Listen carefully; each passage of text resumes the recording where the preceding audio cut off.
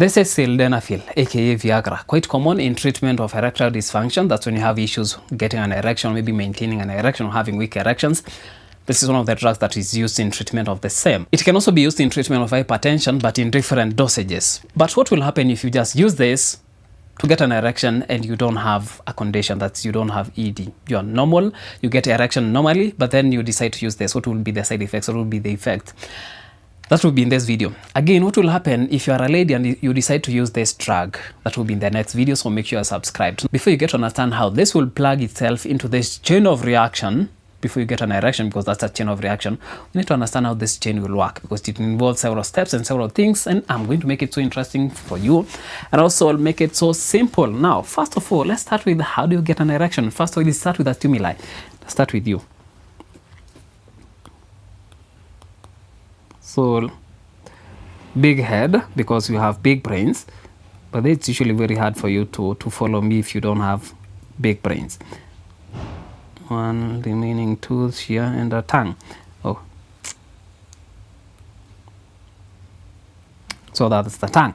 This is the brain. You're not interested in the tongue, you know, that we're just giving this guy a character. He looks surprised because he's looking at something. Now, this is one of the stimuli, and one of the stimuli is just sight. You look at something, you get interested. Before it passes, you have an erection. Now, this is one of the stimuli. Also in the brain, you can have imaginations, or before you get to the imaginations, you can also be watching porn, and that will still be a stimuli because you're watching that porn, or maybe you're looking at something somewhere close to you that is not clothed, and then that would give you that stimuli which will go to the brain. And after getting into the brain, you have two sections you're going to be interested in. Not the first one, you have the second one here, and this is not actually how it looks like. This is just for us to understand. There will be a connection that will be made here by what we call intermediary nerves, and this is the logic center of the brain. So the decision will be made somewhere here, and you're going to see the reason why I decided to just feature this one here. Now, after interpretation of the signal, the brain will connect to the right neuron, which will be the motor neuron, which will go all the way to where the penis is. Now, we are assuming it's here. Now, here, it will trigger the signal that will be coming here. Remember, the signal is quite continuous, so it keeps coming. And this interpretation is also in real time. And also, the signal here must be coming. No, this will be going. Okay. So the signal here also is oncoming continuously for you to continue having this signal that would go to the penis and lead to production of NO, which is nitric oxide, and this will trigger production of something that we call cGMP. There are several things that we've skipped here, but you're not going to, focus on things that are not going to be interesting for now. Now we have cGMP. Now this cGMP will lead to now erection. Now this erection happens this way. This is the cross section of the penis. So we have that structure here, another one here, and another one here. This one has urethra, and we have this one that has a spongy structure, and this is where now erection will happen. Now the effect of cGMP will be dilation of the vessels that will be inside here. They are going to become wider, and they are going to accommodate more blood, and by doing so, you're going to have that erection. But you cannot keep that erection for long, otherwise you're going to have something that we call priapism. This is when you have erection lasting beyond 4 hours. And in case you have an erection lasting beyond 4 hours, you really need to go and see a doctor, because you might get permanent tissue damage in there. So you really need to go and see a doctor in case it's lasting beyond that time. Now, this priapism can be caused by several things. Can be maybe you overdosed on that drug. You also can be having a clot. This clot is lodged somewhere, so blood is not draining out of the penis. And also that you also have sickle cell. And if you remember, the cells are not flexible enough so they can collect behind and block a vein. And after blocking that vein, blood can collect behind it, and such can be in your penis, and that's what you'll get, that priapism. It's quite important for you to go and see a urologist for that to be taken care of. Now, going back to, there was production of NO, which is nitric oxide, then cGMP, which is cyclic guanosine monophosphate, which led to an erection. Now, you cannot keep that erection forever. What will happen? There is another enzyme called PDE5, which is produced and usually break down cGMP, and this is where you are going to, after depletion of this cGMP, you're going to have no erection. So this is where our drug is coming in. This is Viagra, Sildenafil, is inhibiting the action of PDE5. So if you don't have PDE5, it means that there is nothing to oppose cGMP, meaning that you're going to have that erection and you're not going to have a no erection. So everything will just be working. So it will continue working. Now remember, you still have your signal being processed and being sent here, so you're producing CGMP.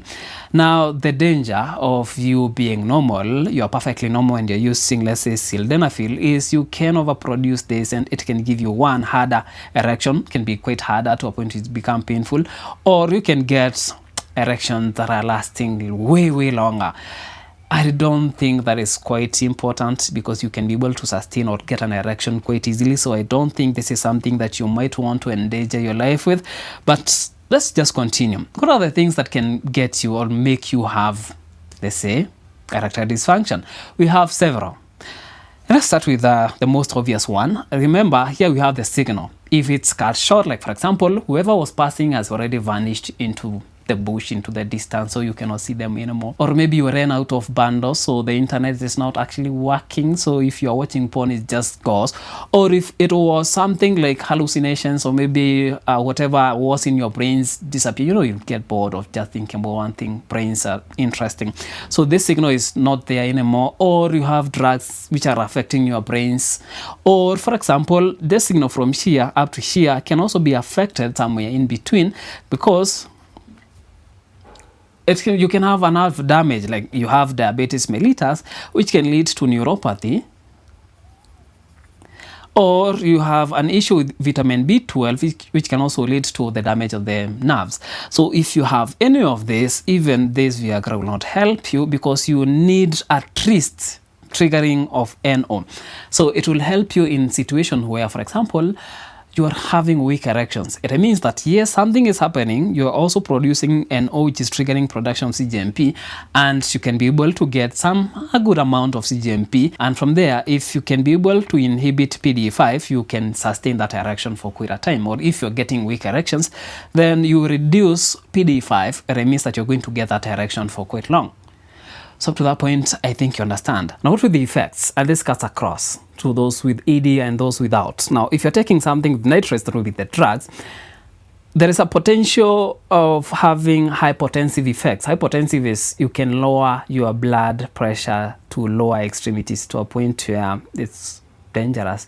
So it's very important for you to tell your doctor, even just consult your doctor before taking that drug. Also, if you have cardiovascular issues, maybe you're taking other cardiovascular drugs and you need to make sure you don't take this one.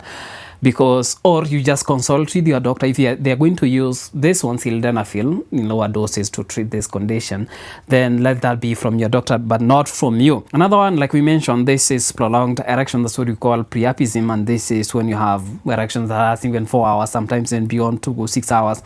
And it's important for you to know that if you have anatomical deformities, it's not recommended for you to take this.